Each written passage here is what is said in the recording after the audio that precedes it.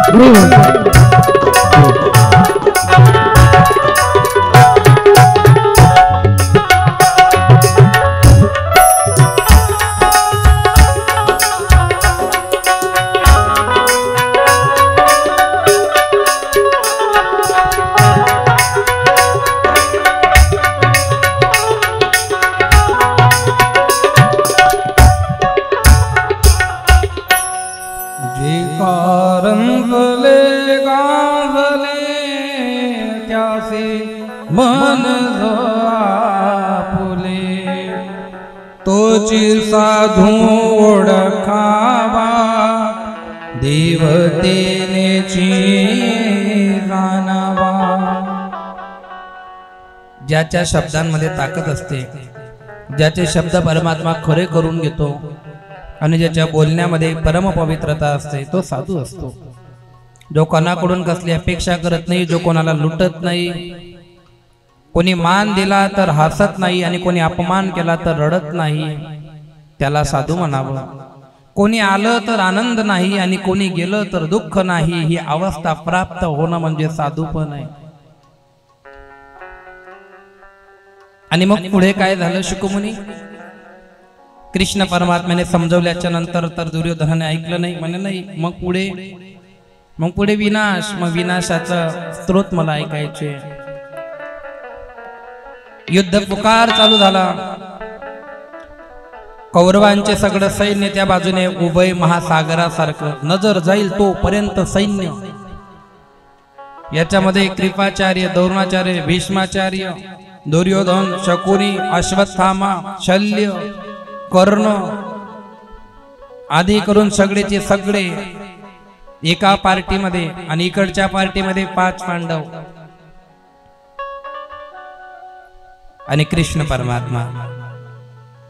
आता अर्जुनाने ते बघितलं सगळं सैन्य, आणि सगळं सैन्य बघितल्याच्या नंतर आता अर्जुनाला वाटलं की देवा मला हे भीष्माचार्यांना मारायचंय. म्हणे हा, पण ते तर माझे आजोबा आहेत. आता आजोबा नाही आणि बाबा नाही, मारावं लागेल अर्जुना. अरे देवा, पण त्यांच्याजवळ मी राहिलोय, त्यांनी मला खेळवलंय, त्यांनी मला लहानचं मोठं केलंय. अरे मी त्यांना कसं मारू शकतो? अर्जुना, हा विचार त्यांनी करायला पाहिजे की तूही त्यांचा नातू आहे. एका बाजूने विचार करून नातं जुळत नाही आणि नातं टिकतही नाही. दोघांच्या मनामध्ये तो भाव निर्माण झाला पाहिजे. तुला वाटतंय ते भीष्माचार्य तुझे आजोबा आहे, पण त्या भीष्माचार्यांना का नाही वाटत की पांडव आपले नातू आहे? का नाही त्यांनी मध्यस्थी केली? का नाही त्यांनी दुर्योधनाला समजवलं? तेव्हा अर्जुन म्हणतो, अरे देवा, त्यांनी त्यांच्या वडिलांना वचन दिलंय, मी गादीवर बसणार नाही, पण गादीवर बसणाऱ्याचं संरक्षण करेल, त्याच्या आज्ञेत राहील. अरे हे सगळं खरं आहे अर्जुना, पण चांगल्या कामासाठी प्रयत्न करायला काय हरकत होते? अर्जुनाने सांगितलं, देवा माझ्याकडनं होणार नाही. इथं बसलेल्या अनेक स्त्रिया असतील, अनेक बाया माझ्या माता असतील, त्यांना अनेक लोकांनी त्रास दिला असेल, सासूने त्रास दिला असेल, नंदांनी त्रास दिला असेल, पण तरी सुद्धा ती बाई सगळ्यांशी गोडच बोलते, कारण तिचं असं म्हणणं असतं सोबत काय जाणार आहे. पण एक गोष्ट लक्षात ठेव जा, कधी कधी जास्त चांगलं वागणं सुद्धा आपल्या अंगाशी येऊ शकतं. आणि म्हणून जसा समोरचा वागतो आहे तसं 4-5 वेळा सहन झाल्याच्या नंतर आपण प्रतिकार केलाच पाहिजे.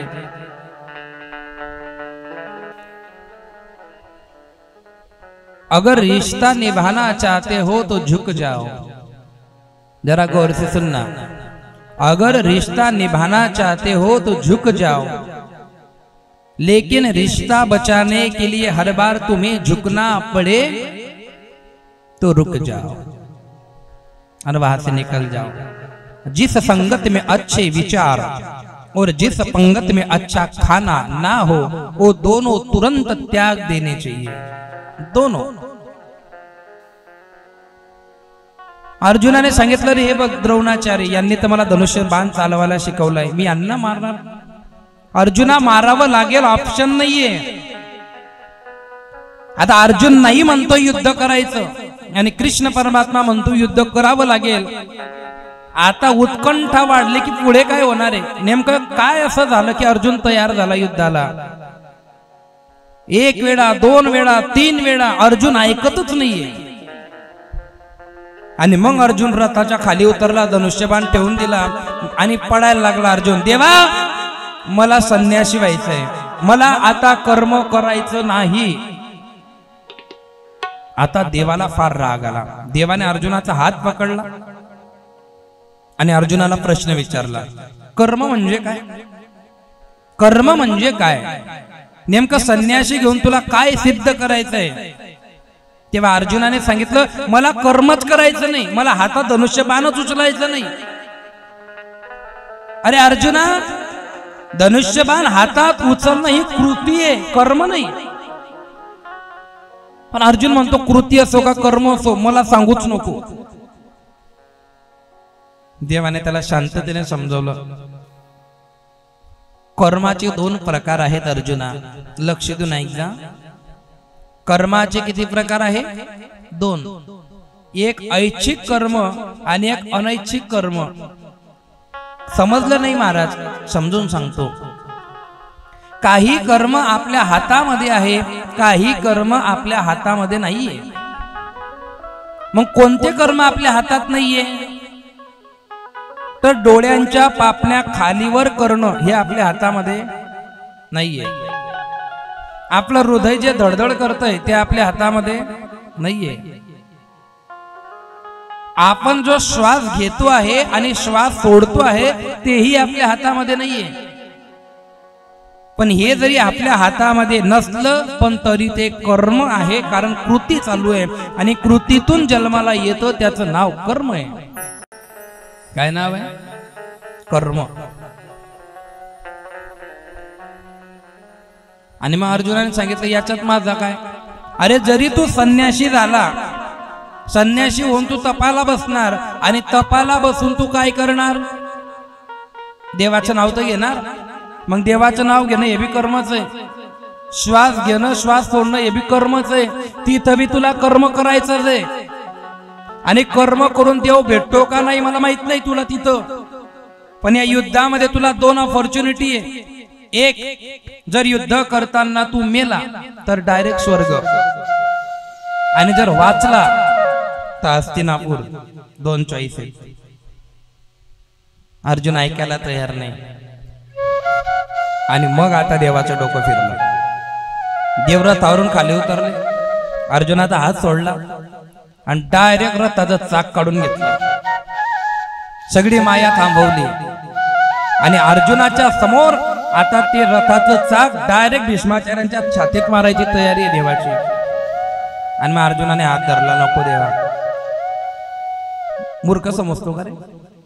प्रतिज्ञा करणारे तुम्ही ना, तेव्हा तर फार तुझं धनुष्य तुझ्या भावाचा गदा याची छाती फाडेल, त्याच्या तंगड्या तोडेल. आता काय झालं? केव्हापासून समजून सांगतोय रिकामा आहे मी. द्वारका नगरीमध्ये आराम करणारा मी तुमच्यासाठी इथपर्यंत आलो आणि आता क्षत्रिय धर्माचं पालन करणं सोडून शंडपणा शिकवतोय मला. आणि असं नको समजू अर्जुना की तू युद्ध करशील तेव्हा हे मरतील, मी एका मिनिटात सगळ्यांना मारून चालला जातो इथून, तू काहीच करू शकत नाही माझं. अरे तुम्ही पांडव कोण आहे? कोण ओळखतं तुम्हाला? अरे तुम्ही पाचही पांडव माझे अवयव आहात. माझं जे मुकुट आहे तो युधिष्ठिर आहे. माझ्या हातातलं सुदर्शन अर्जुन आहे. माझ्या हातातली गदा हा भीम आहे. माझ्या हातातला शंख हा नकुल आहे. आणि माझ्या हातातलं कमळाचं फूल हा सहदेव आहे. हे तुम्ही पाचही पांडव माझे अंग आहात. आणि मग अर्जुनाने सांगितलं ठीक आहे. मग अर्जुन युद्धाला तयार झाला. पण केव्हा?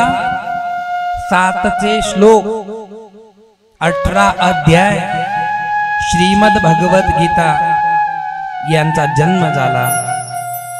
कुरुक्षेत्रावरती धर्मक्षेत्रे कुरुक्षेत्रे समवेता युयुत्सवः मामका पांडवा चैम किम कुवर्त संजया. पहिलाच श्लोक आहे श्रीमद भगवत गीतेचा. आणि जर श्रीमद भगवत गीता वाचली नसेल, बघितली नसेल तर स्वतःला दोष द्या की आपण किती पापी आहे, की अनेक इतक्या वर्षांमध्ये आपण देवाचं ग्रंथ उघडून बघितला नाही. भाव धरोनिया वाचे ज्ञानेश्वरी कृपा करी हरी तयावरी. वाचता नाही आलं तर चालेल, ग्रंथ उघडा, त्या ग्रंथाला बघा. तो ग्रंथ तुमच्यावरती कृपा करतो कृपा. नाही वाचता आलं ना, फक्त त्या ओळींवरून बोट फिरवा, फक्त बोट फिरवा. आणि विज्ञान इतकं पुढे गेलं विद्वान की ग्रंथ भेटतो, तुम्हाला वाचता येत नाही ना, त्या ग्रंथावर पेन ठेवा, तो पेन तुम्हाला ते शब्द वाचून दाखवतो. त्या पेनातून आवाज येतो. हरि ओम श्री परमात्मने नमः. अथ 15 अध्यायः श्री भगवानुवाच. असा त्या पेनातून आवाज येतो. फार काय महाग भेटत नाही. 15-15 लाखाच्या गाड्या घेणारे लोक 2-3 हजाराचा ग्रंथ म्हणता महाग आहे हो.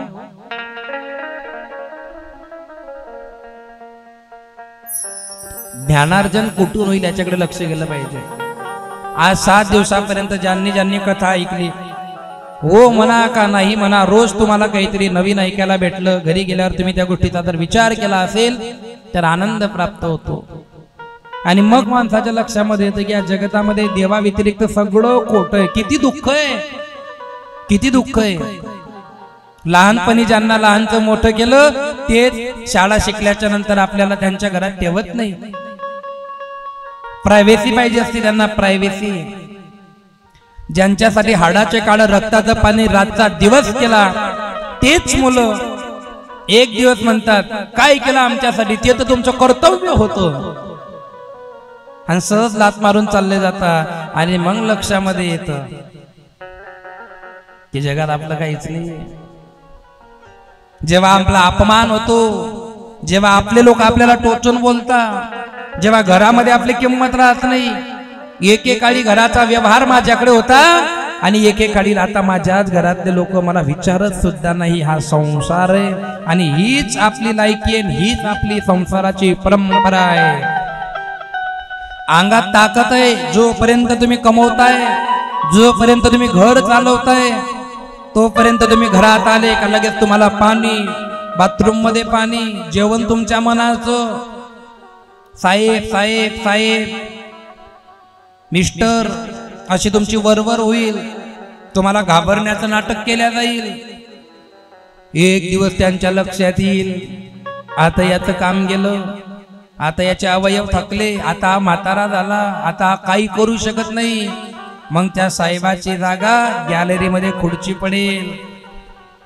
आता जे लोक आदर देत होते, जे लोक राम राम करत होते, जी बायको मागे पुढे फिरत होती, आता पाणी मागितल्याच्या नंतर ती म्हणेल माझाही जीव थकलाय, जरा तुम्ही स्वतःचे काम स्वतः करत जा, कितीक दिवस माझ्या भरोश्यावर जीवन जगणार. आणि मग आत्मा रडतो, क्या लेके आया बंदे,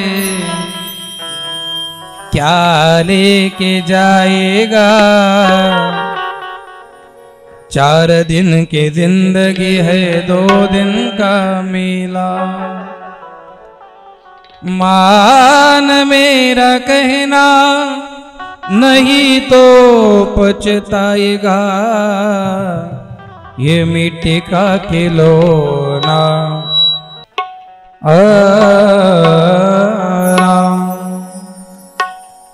बेटा बेटा क्या करता है, ये बेटा तो एक दिन पड़ोसी बन जाएगा. बेटी बेटी क्या करता है, ये बेटी तो एक दिन जमाई ले जाए. तू काया नगर का सौदागर, तुझे अपने वतन से जाना है. तू काया नगर का सौदागर, तुझे अपने वतन पे जाना है. तू काया नगर का सौदागर, तुझे अपने वतन पे जाना है. तो काया नगर का सौदागर.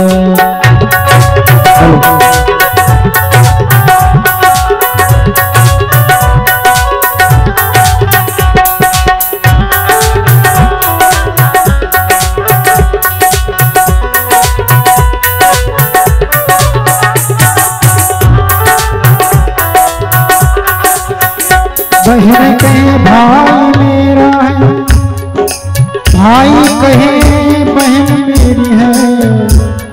ना भाई का ना बहन का, ना भाई का ना बहन का, ये तो रक्षा बंधन का नाता. ये तो नगर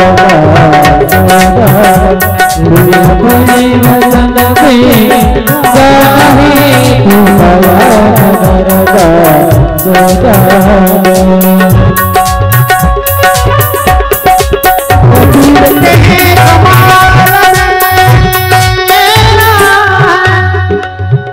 कबीर कहे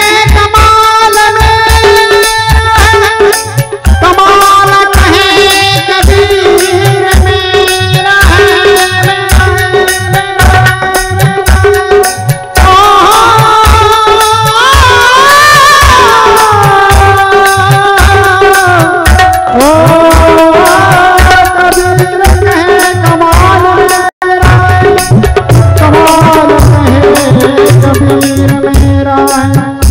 ना कबीर का ना कमाल का ना कबीर का ना कमाल का वो तो हरि गुण का गाना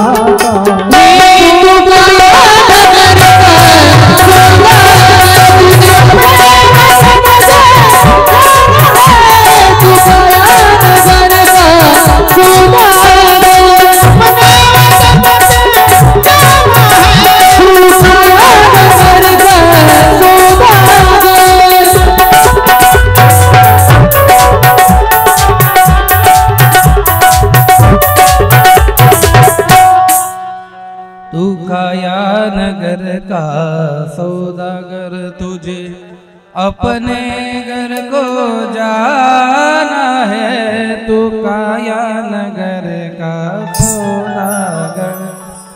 इथं जर कोणी भाड्याच्या मकानमध्ये राहत असेल तर त्यांच्या लवकर लक्षामध्ये येईल, हे अर्जुना तू मरणाला घाबरू नको. शरीर मरतं, आत्मा मरत नाही. आत्मा या शरीरातून दुसऱ्या शरीरामध्ये जातो. जे लोक भाड्याच्या घरामध्ये राहतात ना त्यांच्यासाठी कबीर महाराज खूप गोड वर्णन करतात. त्यांना लवकर कळेल म्हणून बरं का. आपलं घर असणं आणि भाड्याचं घर असणं याच्यामध्ये फार काही अंतर नाहीये. लोक म्हणतात भाडं भरण्यापेक्षा घराचा हप्ता भरू सारखंच आहे. हप्ता बराबर आम्हाला तुम्ही मर जाशात ते भाडंच आहे. आणि तुम्ही मेल्यावर तूने जो कमाया है दूसरा ही खाएगा. म्हणजे आज त्या घराचे हप्ते फेडायला तुम्ही टेन्शन घ्यायचं, टेन्शन घेता घेता तुम्ही मरून जायचं आणि दुसऱ्यांनी मजा मारायची. हा कसली हुशारी आहे. आणि कबीर महाराज संतांचे शब्द म्हणजे शब्द. भाड़े के क्वार्टर को क्या तू संभाले. भाडे का क्वार्टर म्हणजे शरीर, हे भाड्याने मिळालंय आपल्याला. काही लोक सकाळी सकाळी आरशामध्ये भांग पाडता म्हणता मेरे जैसा कोई नाही. अशी कंगवा लावता जे कद्दिंदे उचलेले जे. हा भाड़े के क्वार्टर को क्या तू संभाले. जिस दिन तुझे उस घर का मालिक निकाले उसका किराया तुझे भरना पड़ेगा. काया कोठी खाली करना पड़ेगा. ऐ मन मुसाफिर, ऐ मन मुसाफिर निकलना पड़ेगा. काया कोठी खाली करना पड़ेगा. आएगी नोटिस जमानत न होगी. आएगी नोटिस जमानत न होगी. पल्लू में तेरे कुछ अमानत न होगी. होके कैद तुझको चलना पड़ेगा. काया कुटी खाली करना पड़ेगा. काही लोक म्हणतात आम्ही कोणाला घाबरत नाही हो, जे होईल ते बघून घेऊ. ऐका मग. यमराज की जब अदालत चढ़ोगे पूछेगा हातिम तो क्या तुम कहोगे. पापों की अग्नि में जलना पड़ेगा. काया कुटी खाली करना पड़ेगा. ऐ मन मुसाफिर, ऐ मन मुसाफिर निकलना पड़ेगा. काया कुटी खाली करना पड़ेगा. अचानक एक दिवस तुम्ही झोपलेले असणार, तुम्हाला असं वाटेल आपला दरवाजा कोणीतरी वाजवतोय, 3 वेळा दरवाजा वाजवेल आणि तुमचा आत्मा उठेल, शरीर झोपलेलं असेल आणि मग तुम्ही तो दरवाजा उघडण्यासाठी जाल. सगळा अंधार असेल, तुम्ही तुमच्या घराचा दरवाजा उघडण्यासाठी उठाल.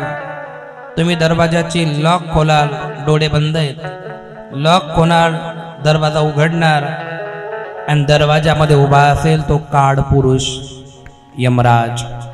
जिंदगी एक किराए का घर है, एक ना एक दिल बदलना पड़ेगा. जिंदगी एक किराए का घर है, एक ना एक दिल बदलना पड़ेगा. जिंदगी एक किराए का घर है, एक न एक दिन बदलना पड़ेगा. जिंदगी एक किराए का घर है, एक न एक दिन बदलना पड़ेगा.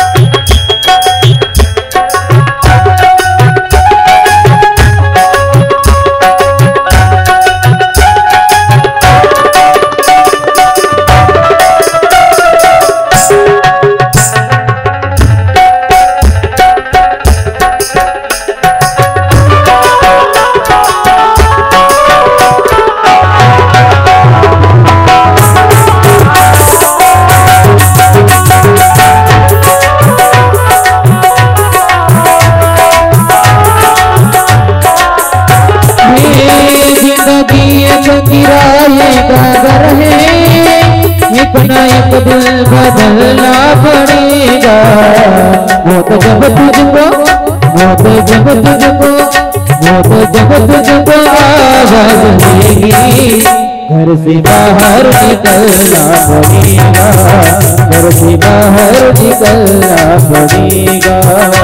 मौत जब तुझको आवाज देगी, मौत जब तुझको आवाज देगी, घर से बाहर निकलना पड़ेगा. जिंदगी एक किराए का घर है, एक न एक दिन बदलना पड़ेगा.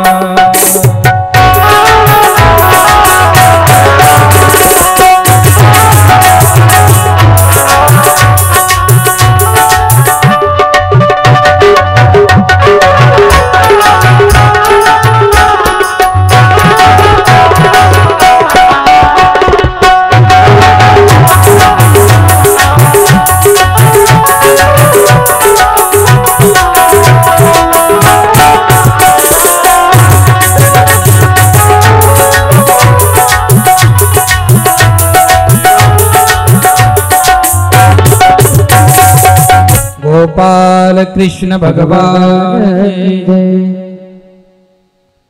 आणि आता अर्जुनाला पुढच्या कथा कृष्ण परमात्मा आता भाकीत दाखवतोय. राजा परीक्षितीच्या मनामध्ये आता खूप मोठा भाव जागा झालाय. राजा परीक्षिती आता पुढची कथा ऐकण्यासाठी उत्सुक आहे. युद्धाला प्रारंभ झाला. पहिल्याच दिवशी हजारो कौरवांचं सैन्य मारलं गेलं.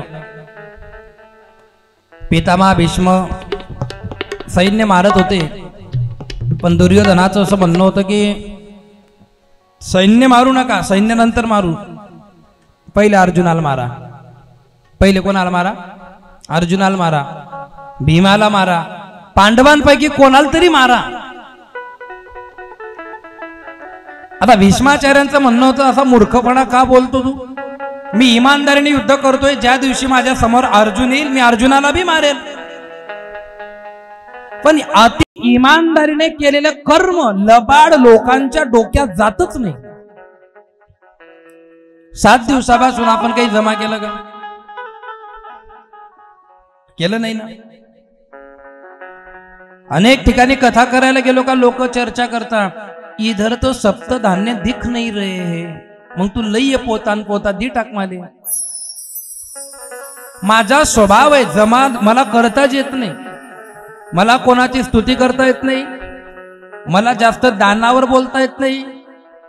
तुम्हाला दान करायचं असेल, तुमच्या डोळ्याने जर समजा तुम्ही आता थंडीचे दिवस आहे, थंडीच्या दिवसांमध्ये जर तुम्हाला कोणी उघडं लेकरू दिसलं, तुम्ही त्याला 200-400 रुपयाचे कपडे आणून त्याच्या अंगात घालून द्या.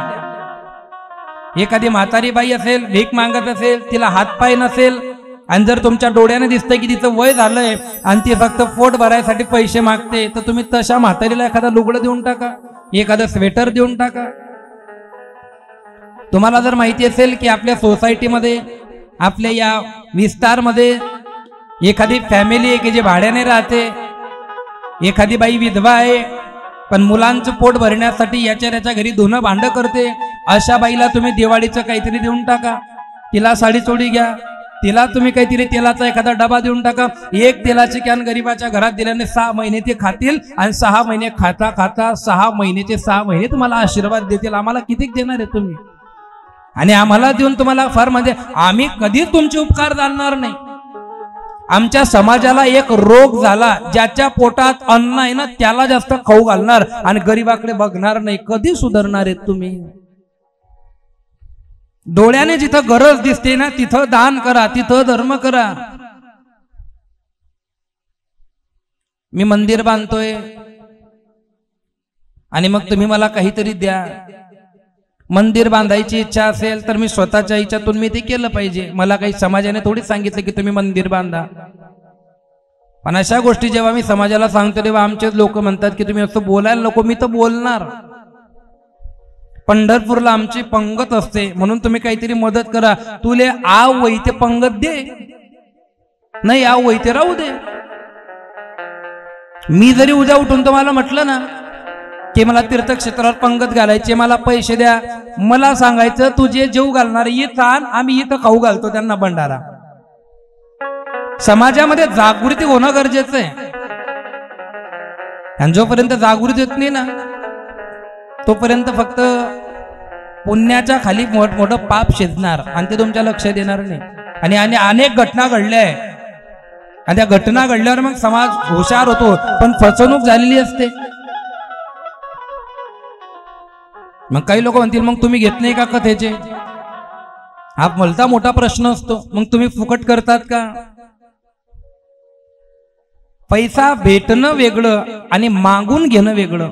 जे माझ्या प्रारब्धात आहे ते मला भेटणारच आहे. अन्न मान धन हे तो प्रारब्धा अधीन. पण एखाद्याचं मन दुखवून, एखाद्याला जबरदस्ती करून, एखाद्याच्या मनात भूत घालून जर मी घेत असेल तर ते माझ्या कामाचं नाहीये. असो, भीष्माचार्यांना अर्जुन रोज म्हणतोय, सॉरी दुर्योधन, तुम्ही पांडवांना मारा, तुम्ही पांडवांना मारा, तुम्ही बाकी काहीच करू नका, तुम्ही फक्त पांडवांना मारा.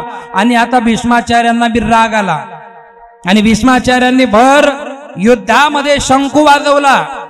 उद्या एकही पांडव जिवंत ठेवत नाही ही भीष्म प्रतिज्ञा. आता तर परीक्षित घाबरला. भीष्माचार्यांनी अशी प्रतिज्ञा केली होती. हो, भीष्माचार्य बोलले होते निष्पांडव पृथ्वी करून टाकतो, उद्या एकाला बी ठेवत नाही. सगळे पांडव टेन्शन मध्ये. एखाद्या व्यक्तीला जर तुम्हाला मारायचं असेल ना त्याच्याशी दुश्मनी करू नका, त्याला फक्त टेन्शन द्या, फक्त टेन्शन. माणूस कामाने थकत नाही, कामाने मरत नाही, थकतो आणि मरतो तो टेन्शनने.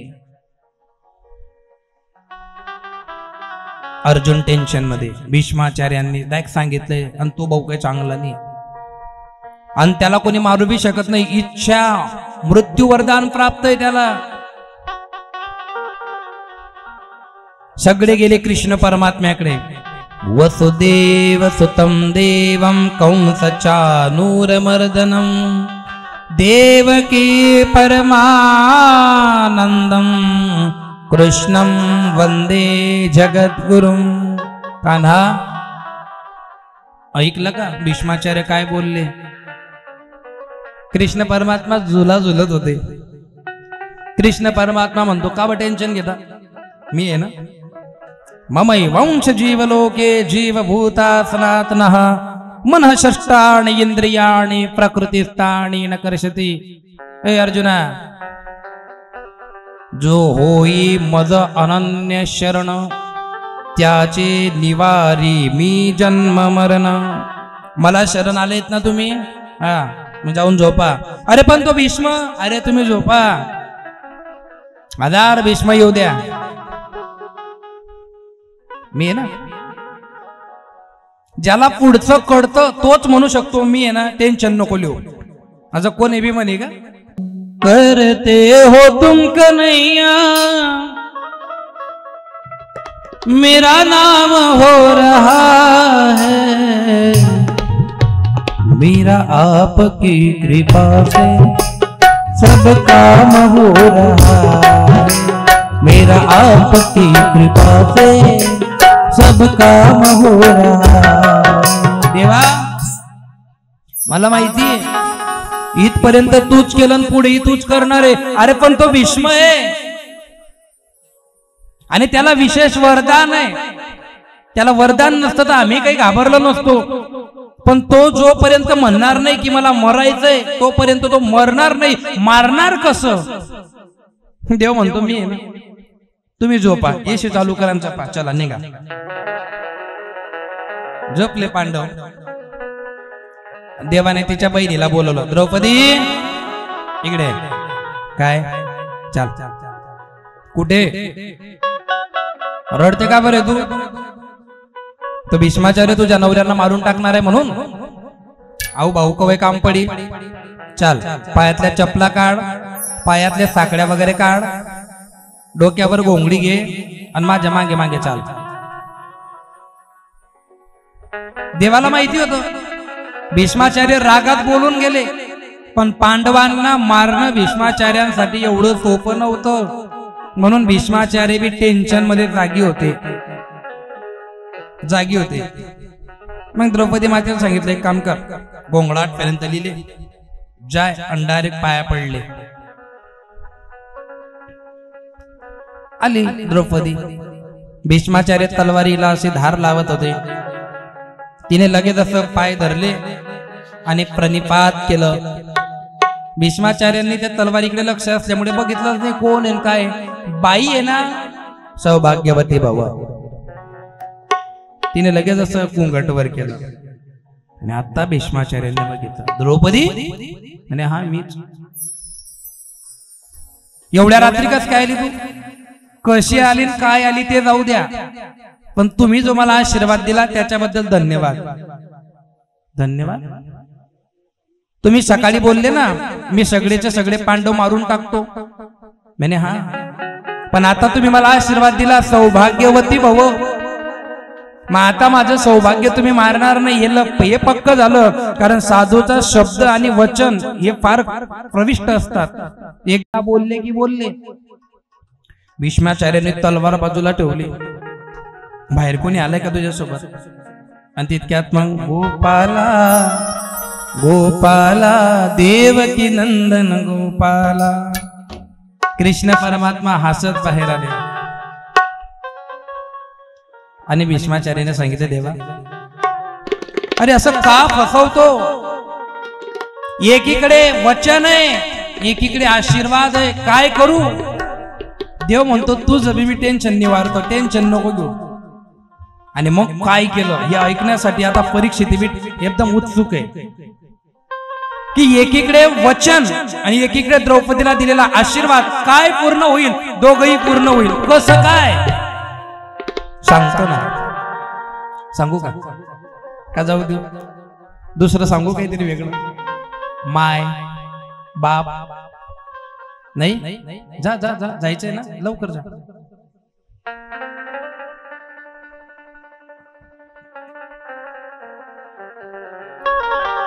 लहान पोर आहे, एवढा वेळ जरी मांडी मारून बसले तरी धन्य.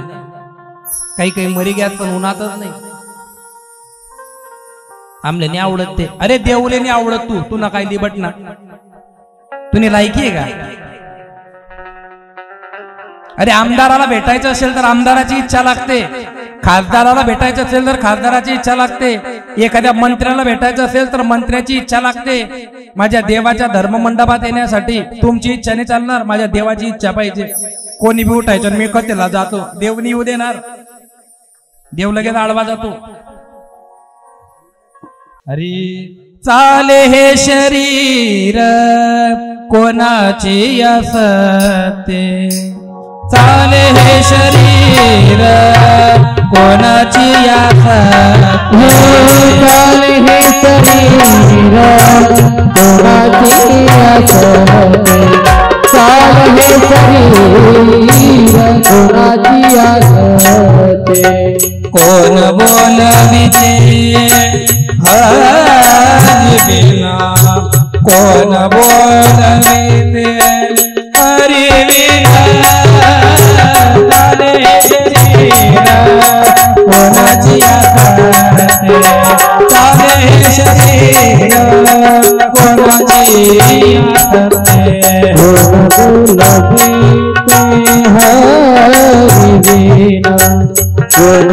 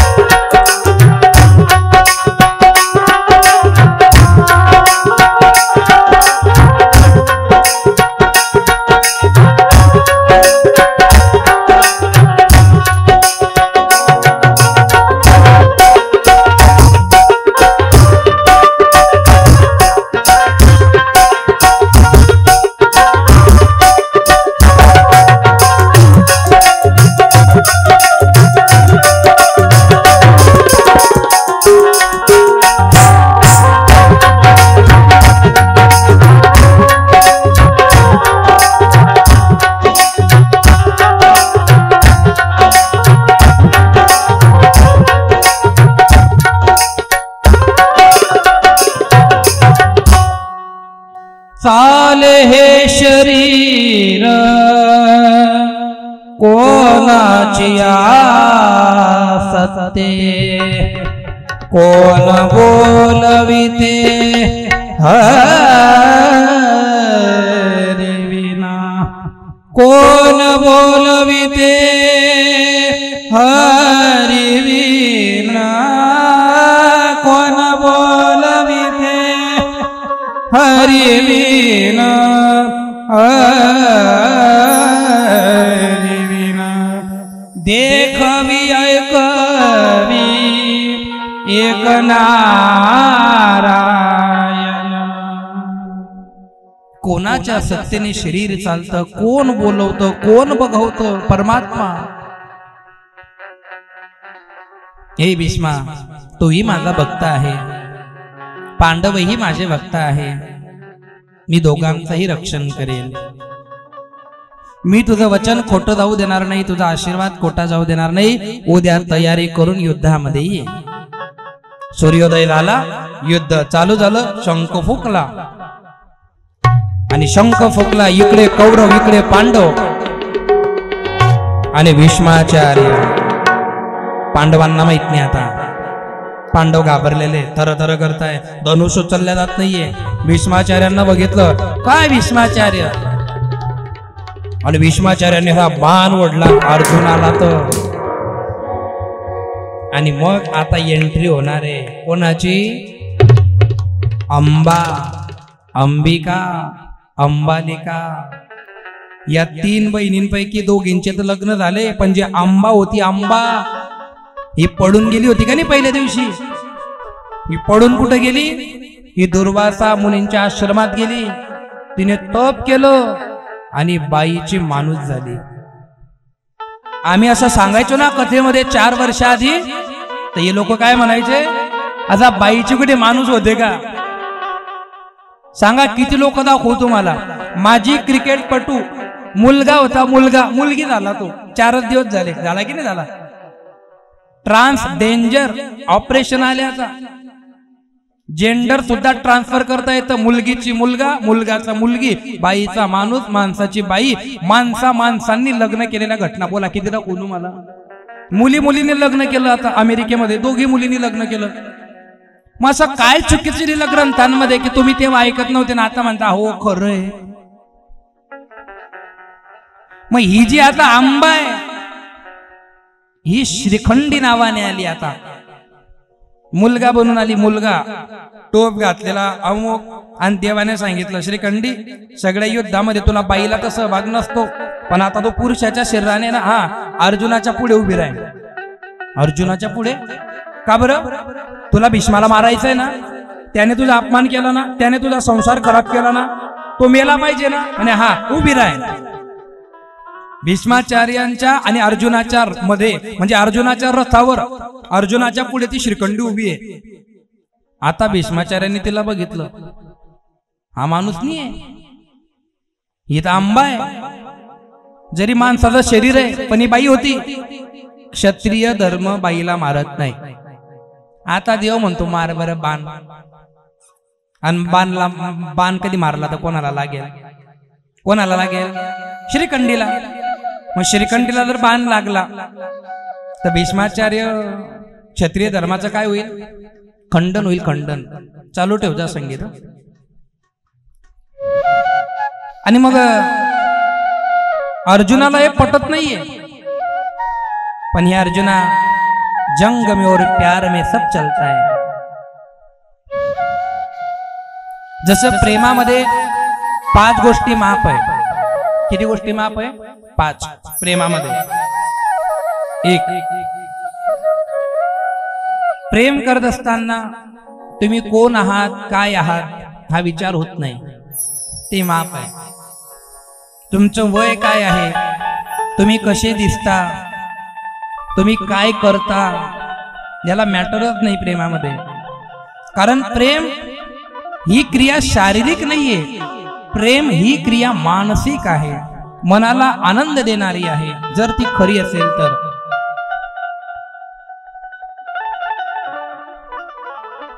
आता 5 पांडवांवरती द्रौपदी मातेचं सारखंच प्रेम आहे. तिच्यामध्ये मतभेद नाहीये. मग पांडवांनी 5 लग्न केले वेगळे. तिच्याशी तिचं ऑब्जेक्शन नाहीये. कारण जे माझं आहे ते माझं आहे, ते कुठं जाणार नाही. आणि श्रीखंडी मध्ये उभे राहिले. आणि मग भीष्माचार्यांनी बाण ओढला पण मारत नव्हते. मग देवाने सांगितलं आता तू मार. जायचंय का? आणि मग अर्जुनाने बाण ओढला आणि मग प्रमाण दिलं गेलं. भीष्म प्रण केला खरा रक्षी येले धनुर्धरा. इकडे धनुर्धराचं रक्षण झालं. म्हणजे भीष्माला बाण मारले, भीष्म खाली पडला.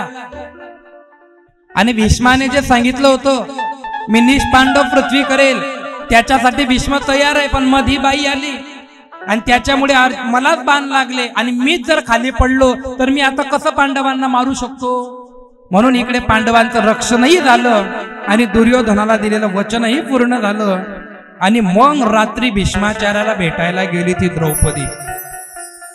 सगळं रक्त सांडलेलं होतं. आणि द्रौपदीने विचारलं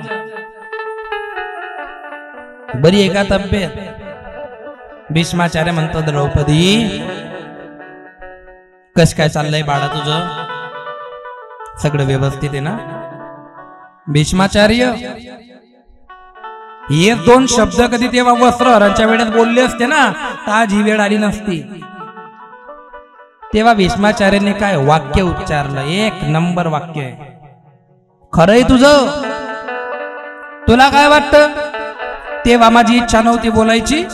माझी इच्छा होती. माझी जीभ जड झाली होती. कशाने? पाप्यांचं अन्न खाऊन माझी जीभ जड झाली होती. माझी जीभ मला उचलता आली नाही द्रौपदी. मग आता कसं बोलता येतंय? अगं तुझ्या नवऱ्याने एवढे बाण मारले की ते पापी रक्त माझ्या शरीरातलं निघून गेलं म्हणून मी तुझ्याशी बोलतोय द्रौपदी. याला म्हणता पाप पुण्याच्या बाधा.